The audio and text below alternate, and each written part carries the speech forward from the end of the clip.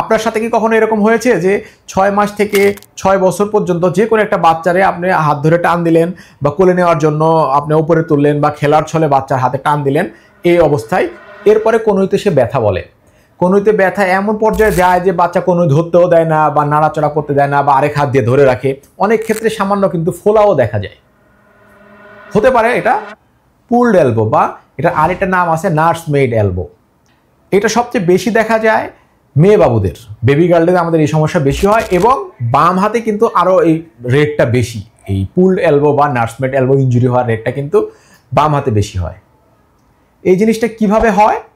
এই যে আমাদের এখানে যে দুইটা হাড্ডি আছে, এই হাড্ডির মাঝখানের উপরের দিকে যে মাথাটা আছে এটা কিন্তু এই আলনার সাথে একটা লিগামেন্ট দিয়ে যুক্ত থাকে। কারণ হঠাৎ করে যদি এইভাবে লম্বাভাবে হাতে টান দেওয়া হয় সেক্ষেত্রে কিন্তু এই লিগামেন্ট থেকে মাথাটা ছুটে যায়, তখন বাচ্চা এখানে প্রচুর পেন অনুভব করে এবং সারাক্ষণ কান্নাকাটি করতে থাকে এবং এই হাত ধরতে দেয় না।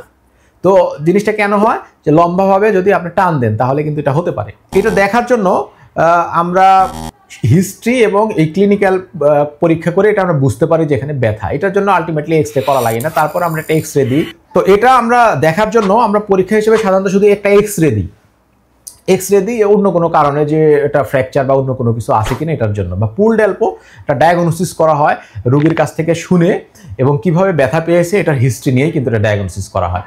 এটার চিকিৎসা কিন্তু খুবই সহজ, আমরা একটা টেকনিক অবলম্বন করে এটা রিডাকশন করে দিই এবং রিডাকশন করার সময় একটা পপ শব্দ বা সাউন্ড অনুসারে একটা ফিলিংস আসে, যেটা দেখে আমরা বুঝি যে এটা রিডাকশন বা সঠিক পজিশনে চলে গেছে। তাহলে এটা প্রিভেন্ট করবেন কিভাবে?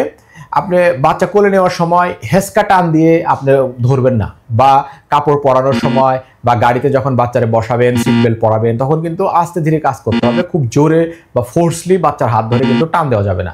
বা অনেক সময় খেলাধুলার জন্য বাচ্চাকে চারিদিক ঘুরানো হয়, সেক্ষেত্রেও কিন্তু এগুলো অ্যাভয়েড করতে হবে। এই মুভমেন্টগুলো করা যাবে না যেই মুভমেন্টগুলোতে হাতে টান খায় বাচ্চার। ধন্যবাদ, আজকে এই পর্যন্তই।